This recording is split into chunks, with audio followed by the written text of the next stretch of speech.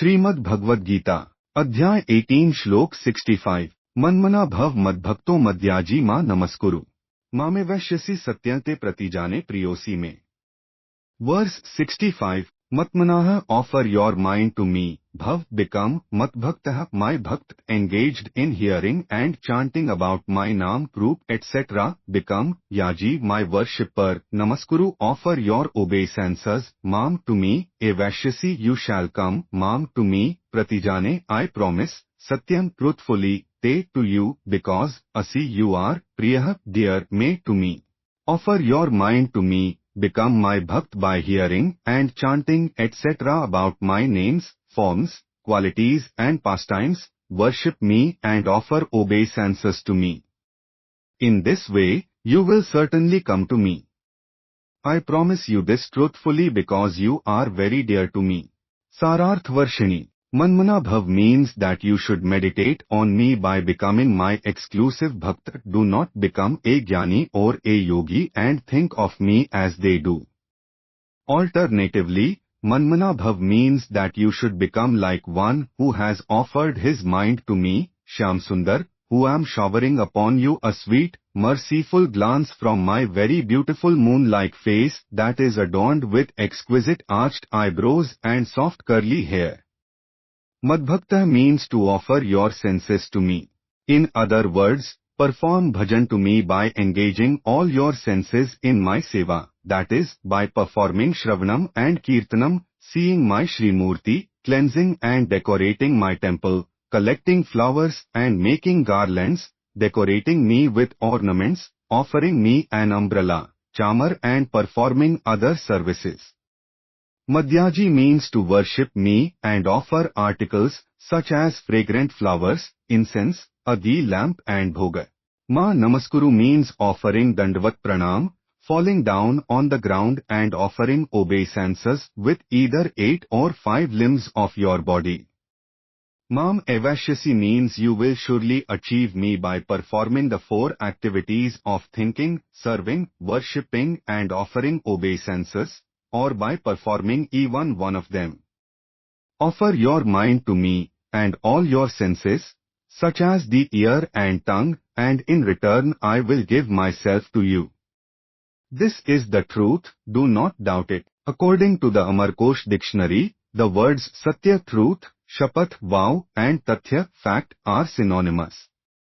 If Arjuna says, the people of Mathura take vows at every step, but in fact are unable to maintain them, so how can I have faith in your vow since you are Mathuresh Krishna? Then in response Shri Bhagwan says, this is true, but I am making this promise because you are very dear to me. A person does not deceive those who are dear to him.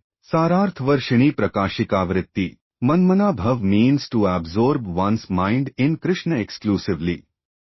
Shri Krishna himself has accepted the Gopigan, cowherd damsels, as the highest ideal of man-manā bhav devotees and expresses this to Uddhava in sweet words, Śrīmad-Bhagavad Canto 10, Chapter 46, verses 4-6. Ta man-manaska mat-prāṇa madarthe tyakta-dehika hai. Māmev dayitam preshthmatmanam mansagata hai. Ye tyakta-lok dharmashth madarthe tan bibhar mein hain. मयि ताः प्रेयसा प्रेष्ठे दूरस्थे गोकुलस्त्रियः स्मरन्त्यों विमुह्यन्ति विरहोत्कण्ठ्य विह्वला है धार्यन्त्यतिकृच्छ्रेण प्रायः प्राणान कथंचन प्रत्यागमन संदेशैर्बल्लव्यों में मदात्मिका है. Dear Uddhava, the minds of the Gopigan, cowherd damsels, are always absorbed in me. I am their very life and their all in all. It is for my sake alone that they have relinquished everything, including their homes, husbands, sons, relatives, shyness, dharmic principles and so forth. They constantly remain absorbed in thoughts of me alone. It is by their trust in my statement, I will come, that they are maintaining their lives somehow or other, with great difficulty, and are waiting for me. This description of the Gopigan, cowherd damsels, who are feeling anxiety in separation from Krishna is the highest example of man-manā bhav. Now hear about a cowherd damsel's absorption in Krishna while she was in Purvarag, that state prior to meeting with him. Once, a newly married gopi came to live in Nandagaon. This gopi had heard of name of Krishna and his supremely attractive and wonderful activities, yet she had never had the good fortune to see him directly. Every day, Krishna played on his flute as he entered the forest to tend the cows with his friends. Hearing the sound of his flute playing, all the residents of Vraja would gather on the royal path, being very eager to see the unparalleled sweetness of his beauty. Some stood on the balconies and some climbed trees. Some stood near the path and some peeped through windows. That newly married gopi also longed to go there and see Krishna, but her mother-in-law forbade her, saying that black snake out there will bite you, so it is not proper for you to go. The newly wedded bride argued, "Your daughter has gone there, so why are you not allowing me to go?" But the mother-in-law still did not give her permission. Despite this restriction, the gopi went to a bush near the royal path and stood behind it. In this way, she could see Krishna. Understanding her mind, Krishna slightly twisted the tail of a calf who started running and jumping over to that new gopi and stood near her. Krishna ran after the calf and arrived at the same spot. Standing there for a moment in his beautiful Tribhangalit form, he touched the chin of that gopi with his flute and then ran off to rejoin his friends. The new gopi, now absorbed in the sweetness of beautiful form of Krishna, lost her external consciousness and remained standing there, motionless, as Krishna entered the forest. A considerable amount of time passed by. Her mother-in-law came searching for her when she did not return home. Shaking the body of Gopi, her mother-in-law cried, "What I feared has happened. You have been bitten by that black snake." She brought the gopi back to the house and ordered her to make buttermilk from yogurt kept in a clay pot. The bride still had not regained her external consciousness, so she took a pot full of mustard seeds instead and began to churn them, mistaking it for the pot of yogurt. Because she had not returned to her external consciousness, she would sometimes churn the mustard seeds and sometimes not, so sometimes there was a harsh sound and sometimes no sound. When the mother-in-law noticed this, she stopped her from churning and instead ordered her to bring water from the well. Placing 3 pots on her head, one on top of the other, and giving her a rope to hold in one hand and a little baby to hold in the other, she sent her for water. The bride went to the well and prepared the rope to haul water, but because she was not in her natural state of mind, she began to tie the rope around the neck of the baby. The other Gopigan, cowherd damsels, who had come there to fetch water, stopped her, crying out, "Alas, alas! What has happened to her? It seems that she is possessed by a ghost." Some Gopigan, cowherd damsels, who knew the reality of the situation, said, "No, she is not possessed by a ghost, but by the son of Nanda Maharaj." This is an example of man-manā bhava. The instruction, mad-bhakto bhava, is given for those who cannot become as absorbed in Krishna as the Gopigan, cowherd damsels, can. Mad-bhakto bhava means to offer oneself in all respects unto the lotus feet of Bhagwan.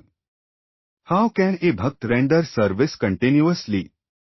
In this regard, the story of Prahlad has been described in Śrīmad-Bhagavad, Canto 7, Chapter 5, verses 23 and 24. Shravana Kirtana Vishnoha Smarna Pad Sevan Archana Vandana Dasyan Sakhyamātma Nivedan Iti Punsarpita Vishno Bhaktischennav Lakshana Krite Bhagavatyadha Tanmanyedhit Muttamam. Prahlad Maharaj said, "O my dear father, bhakti to Shri Vishnu is performed in 9 ways: hearing, chanting and remembering his name, form, qualities, pastimes, etc., rendering service to his lotus feet, worshipping him, praying to him, serving him, making friendship with him and surrendering one's self to him." If these 9 types of bhakti are performed to Bhagwan in a mood of surrender, then I consider that to be the best of all education. Maharaj Ambarish is the illuminating example of complete surrender. Śrīmad-Bhagavad, Canto 9, Chapter 4, verses 18 to 20 describes how he performed bhakti to Krishna. Savai manah Krishna padarvindyor vachasi vaikuntha gunanuvarnane. Karo hare mandir marjanadishu shruti chakarachyut satkathodye. Mukund lingalya darshne drisho tabharityagatra sparshenga sangamam. Ghrana cha tatpat saroj saurbhe Śrīmad-Tulasya rasna tadarpite. Pado hareha kshetrapdanusarpane shiro hrishikeshpadabhivandane. Kamancha dasye na tu kamkamaya yathottamah shlok janashriyaratiya. He fixed his mind on the lotus feet of Shri Krishna Chandra, his speech in glorifying the qualities of Bhagwan, his hands in cleansing the temple of Shri Hari, and his ears in hearing the auspicious pastimes of Bhagwan Achyut. He engaged his eyes in seeing the Shri Murti and the temples of Mukund, his body and limbs in touching the bodies of his bhaktas, his nose in smelling the transcendental fragrance of tulsi offered at his feet, and his tongue in honoring the prasad which had been offered to Bhagwan. He utilized his feet for walking to the holy abodes of Bhagwan, and his head in offering obeisances to the lotus feet of Shri Krishna. He offered all paraphernalia, such as garlands and sandalwood, in the service of Bhagwan. He did all this, not to acquire material enjoyment, but to attain Bhagavad Prem which only resides in the bhaktas of Bhagwan, glorification of whom purifies everyone. Bilvamangal is an example of a bhakt belonging to this class. He was born in a village on the bank of the Krishnavena river in South India. He was a great scholar of the Vedas and Vedant, yet he was very much attached to a prostitute named Chintamani. One evening it was raining heavily, but his desire to meet Chintamani made him so restless that he set out to meet her, not caring for the bad weather. On the way, he had to cross a river, which on that terrifying night was flooded and looked like the very form of death.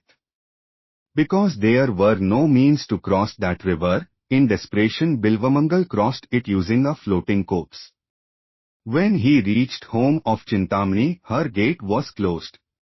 A snake was hanging from her boundary wall, and Bilvamangal used it to scale the wall, mistaking it for a rope.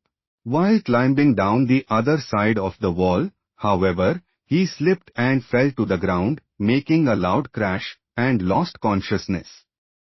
Hearing that sound, Chintamani and her friends ran out to see what had happened. Flashes of lightning illuminating the scene enabled her to recognize Bilvamangal, and she understood everything. Reproaching herself, Chintamani chastised Bilvamangal severely. If only you were as attached to the lotus feet of Shri Krishna as you are to me, then certainly you would become a supremely blessed man. Bilvamangal heard the heart-piercing words of Chintamani as he regained consciousness. At that very moment, he saw the folly of his activities and immediately decided to end his sinful ways and journey on foot to Vrindavan. As he proceeded on his way, he felt thirsty. So when he passed a village where he saw a young woman hauling water from a well, he went there to quench his thirst. When he saw the beauty of that young woman, however, he became attracted to her.